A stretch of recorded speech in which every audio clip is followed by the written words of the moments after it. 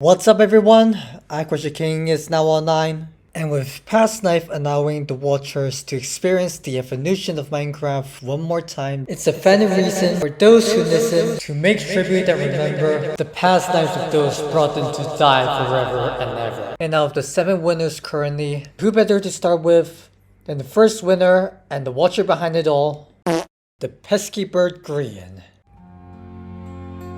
Now, while I build out a rough skeleton of what I envision this pesky bird is going to be, I'd like to clarify that this project does not use mods like Raw Edit.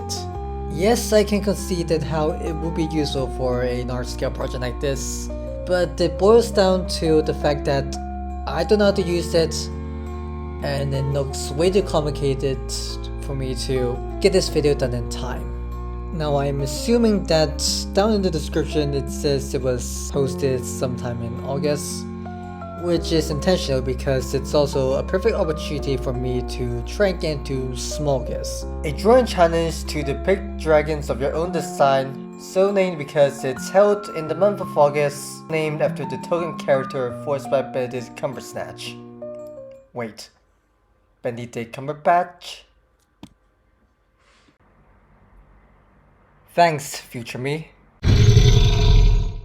Anyways, the reason this is significant is because before Hermitcraft and before even Evo, Grian was most well known for being one of the 3 co-owners of the biggest MMORPG Minecraft server ever created.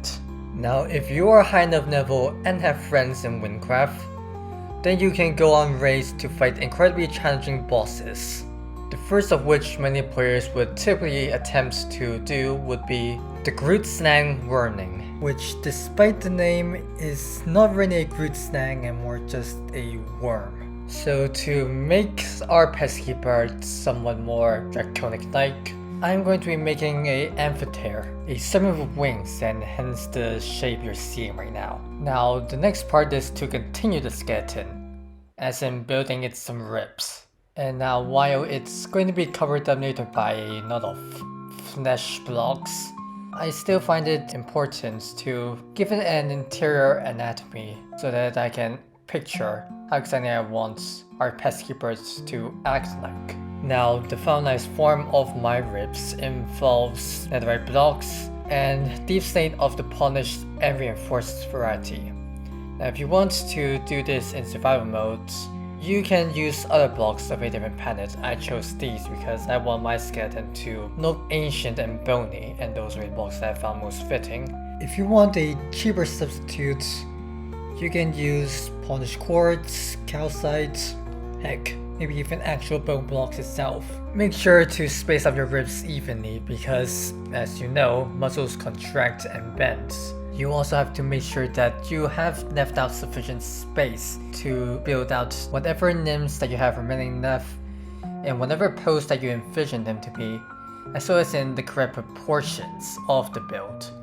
Case in point, I wanted my wings on the ground-ish, but then I looked and realized that there's no way there's enough space to do so. So I cut off his head, tore out some ribs, and redesigned the heads again. It's a good thing I did so, because I also realized I did not leave out enough space to incorporate all of the pesky bird's more notable properties. Namely, that it had 3 heads. So from the next stump that I cut off previously, 2 more necks emerged, and from there we add on 2 more heads. Okay, let's turn away from the heads for now and just put on some flesh. Well, it looks grotesque, but that's kind of the point. Anyway, let's continue the procrastination of the head by focusing on the wings for now. Now, it is relatively more simple to build wings than you might think. The main challenge comes from, again, the bones. If you don't have good bones, you don't have a good foundation. And if you want a good foundation for your wings, then I suggest look at your own arms, or maybe an umbrella. Picture each segment of your wing as a bone of its own, so that it collapses and moves. Here I use 3 blocks per row for each segment, so that I can twist and turn each one at a desired angle for different pose. Of course, you can do this at any length you want, but just make sure that each one remains consistent. And of course, don't do like what I did here and add in some more fingers, because believe it or not, each wing typically consists of entire hand.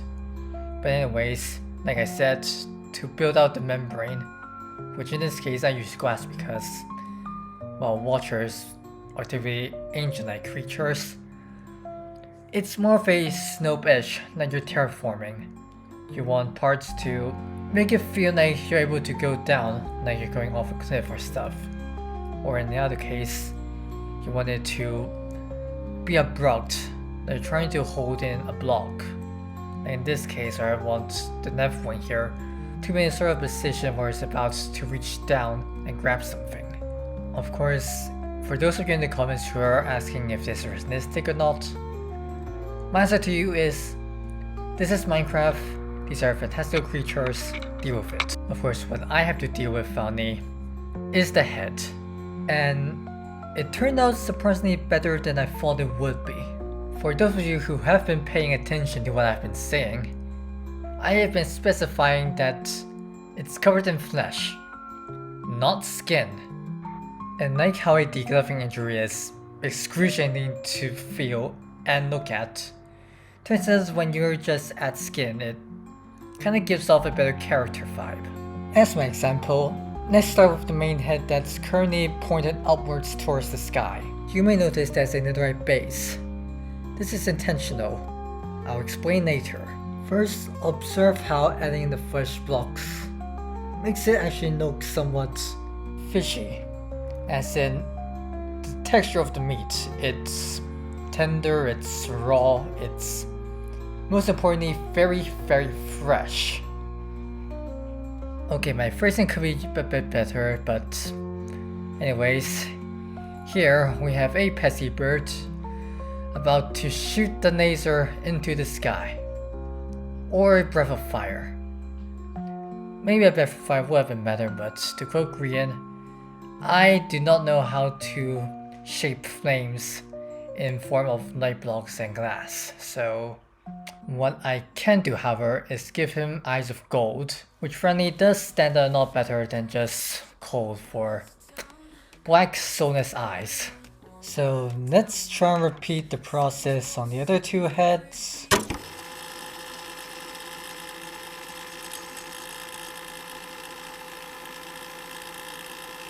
And we produce something that's kinda ugly and strangely adorable. You guys be the judge of that, I guess. And in the meantime, I'll be finishing up the final body part that's left of this Pesce Bird. And that will be the fnuke, made up of pearlness and frognites, tinted glass paints of the purple, black, and magenta variety. I am really proud of how the effect in the middle in particular looks, particularly with the overlapping layers creating more and more of a diluted fin. But the reason why it's diluting so well is additionally because it has gaps of blank spaces, just pieces of places for light to pass through. So overall, this is my attempt to make a Pesce Bird. Probably not how the Pesce Bird is intended to look like, but nonetheless, it's as derpy, it's as silly, and it's almost as dangerous as the original.